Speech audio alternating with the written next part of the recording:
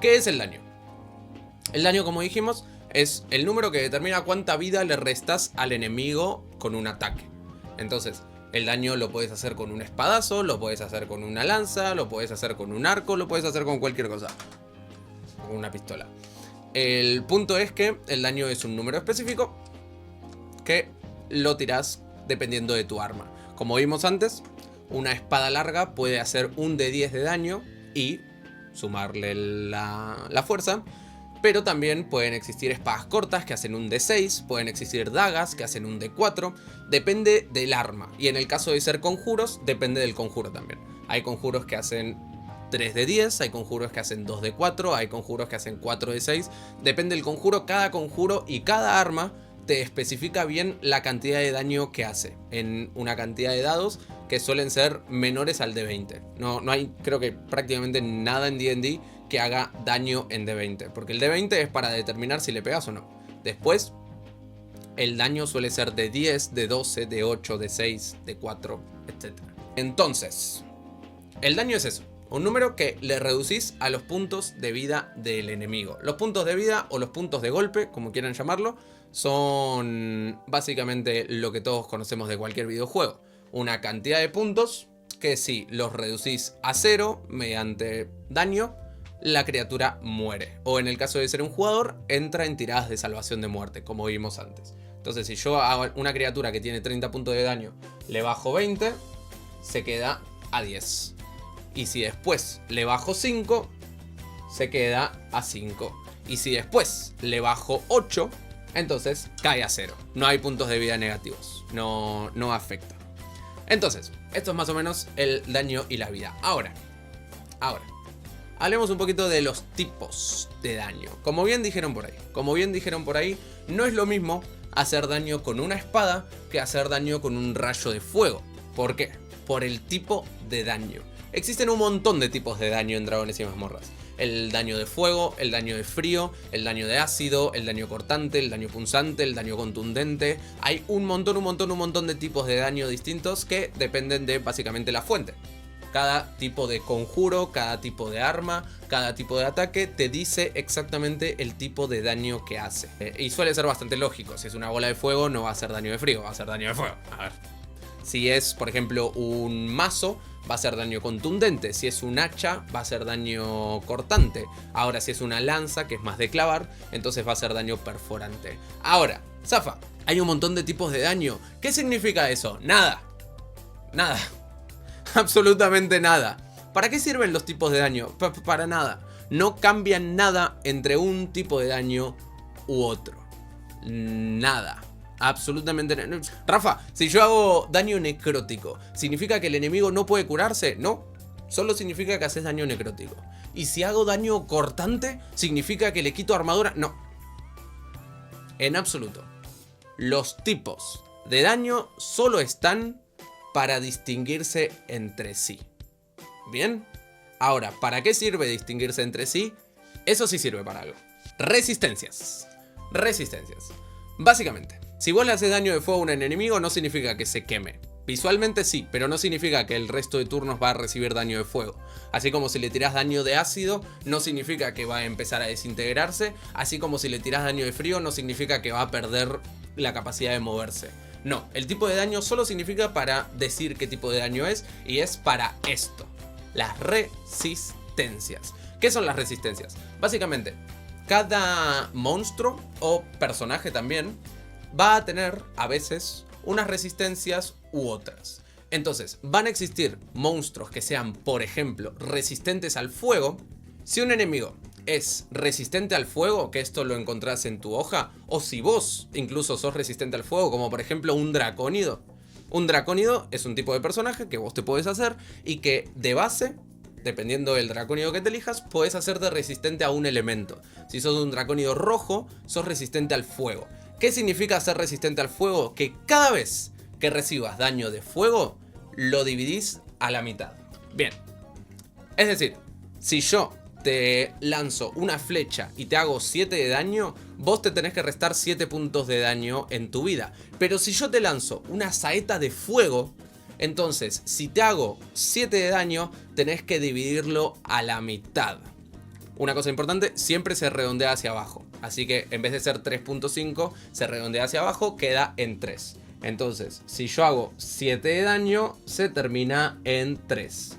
En D&D siempre se redondea hacia abajo, a no ser que se diga lo contrario. Entonces, siempre que comas daño de fuego o del elemento que seas resistente, tanto vos como un enemigo que tenga resistencias, lo reducís a la mitad. También existe la vulnerabilidad. La vulnerabilidad es lo contrario. En vez de dividir a la mitad el daño que recibas, entonces te comes el doble. Si vos, por ejemplo, si vos encontrás un enemigo que es vulnerable al fuego, por ejemplo, una planta, entonces cuando le hagas 7 de daño de fuego, la planta va a recibir 14 de daño de fuego, porque es vulnerable. Por este tipo de cosas es que es fundamental intentar averiguar si el villano, el enemigo o el monstruo tiene algún tipo de resistencia o vulnerabilidad, para evitar hacer este tipo de daño y intentar apuntar a hacer este otro, para mejorar mucho las posibilidades de bajarle mucha vida, porque como verán es una brutalidad la cantidad de daño que le haces si encontrás su vulnerabilidad. Pero también existe la invulnerabilidad. ¿Qué es la invulnerabilidad? No recibe daño. La invulnerabilidad es que si es invulnerable al daño de fuego y le haces daño de fuego, por mucho daño de fuego que le hagas, no va a recibir daño de fuego. Por ejemplo, si es un elemental de fuego, creo, en la mayoría de los casos no le va a hacer nada al fuego porque no lo va a recibir. Entonces, cada monstruo y cada personaje puede tener una lista de resistencias, vulnerabilidades e invulnerabilidades que va a ser fundamental comprenderlas o darte a entender para poder pelear contra él como debe ser. Quizás hay un enemigo que tiene un montón de vida, pero muchas vulnerabilidades. Entonces, la idea de ese enemigo es intentar atacarle como debe ser, es decir, de la manera que podés.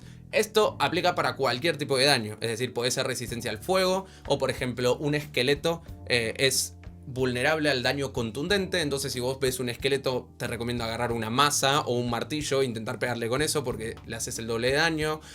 Invulnerable si ves un monstruo que está hecho de energía necrótica, no le pegues con daño necrótico. Y si ves una criatura que cada vez que le haces daño el máster te narra que ese daño no parece afectarle del todo, entonces te recomiendo no hacerle ese tipo de daño. Bien, entonces esto es para lo que sirven los tipos de daño, para las resistencias y para las vulnerabilidades. Y después, además, en el apartado daño y vida, podríamos explicar nuevamente lo que es la muerte y el incapacitado, pero ya lo explicamos con el ejemplo de Pepito, así que no hace falta. ¿Alguna pregunta al respecto? Yo me refiero a un, por ejemplo, un Goblin, porque no leí nada de eso.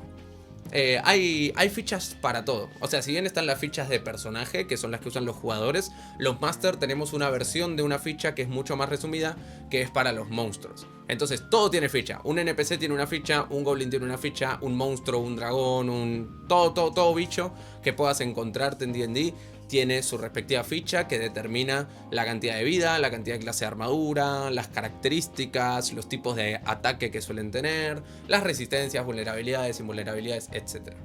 Zafa, ¿esas cosas en los monstruos aparecen o se sacan por logística? Aparecen en sus respectivas fichas. Duda con las armas +1. Existen monstruos, varios, que suelen tener resistencia a armas no mágicas.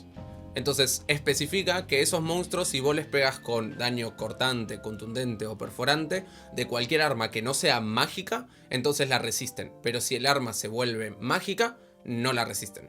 Ese es un tipo de resistencia bastante común, que es a armas no mágicas básicamente. ¿Cómo funciona la inspiración? La inspiración es una mecánica que no todos los DMs utilizan, que es básicamente la posibilidad de darle como un premio narrativo a tu jugador. La inspiración la puedes ganar quizás por ejemplo, sacrificarte por el equipo o sacrificar un beneficio mecánico para conseguir desarrollar a tu personaje. Básicamente cualquier situación que te parezca memorable o que haya que darle cierta recompensa al jugador, le puedes dar inspiración. Y la inspiración es como un permiso de un solo uso que lo puedes usar cuando quieras para volver a tirar un D20 o lo que quieras. Depende del máster. Pero básicamente si tiras un D20 y sacas un 1, puedes decir uso mi inspiración para volver a tirarlo. Pero tenés que ganártela antes, no después. Tenés que tenerla ahí pendiente y la usás cuando quieras para volver a tirar los dados. Así funciona la inspiración. Muy bien, esto está claro. Les puedo explicar los turnos. explicamos los turnos. El rango de las armas a distancia. Ah, bueno. Las armas a distancia tienen una mecánica específica que es el rango corto y el rango largo. Imagínate que yo tengo un arco. Yo con el arco hasta acá, que ponele que sean... Yo con el arco hasta 60 pies puedo disparar tranquilísimamente, sin que me afecte tanto el viento, la distancia, la puntería y etc. Entonces si yo disparo hasta 60 pies, o sea, en cualquiera de los puntos más cercanos con mi arco, a una criatura que esté a 60 o menos, entonces hago una tirada normal. Es decir, un D20, el ataque, el daño, etc. Pero las armas también tienen la posibilidad de hacer un ataque largo. Un ataque extendido, por así decirlo. Que por ejemplo puede ser hasta 120. Si yo hago un ataque después de estos 60 pies, entonces ya me es más difícil atacar. Por lo tanto, cualquiera de estos ataques... Si hago un ataque a cualquiera de estos puntos, los ataques van con desventaja. A cualquiera de estos puntos tengo que atacar con desventaja. Que ya dijimos es tirar 2 veces el de 20 y quedarme con el más corto. Entonces, esta área está perfecta. Esta es el área adecuada para disparar. Pero a partir de acá hacia adelante es cuando se vuelve más difícil. Y estos números los determina el arma.